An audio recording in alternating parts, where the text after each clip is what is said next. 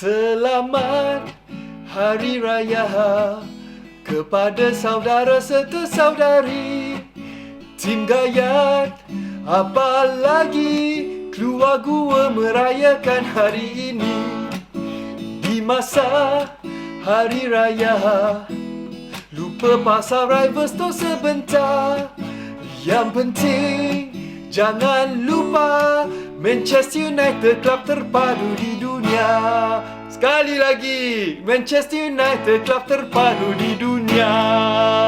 Okay guys, Abang nak mengucapkan selamat Hari Raya maaf zahir dan batin kepada sahabat-sahabat sekalian. Abang menyusun 10 jari dan meminta maaf jika pernah tersalah cakap ke atau terlebih troll ke orang semua. Yang penting enjoy kau-kau. Yang pandu kereta tu berhati-hati di jalan raya dan Rabu ini kita bantai Nottingham Forest. Apa benda ni weh?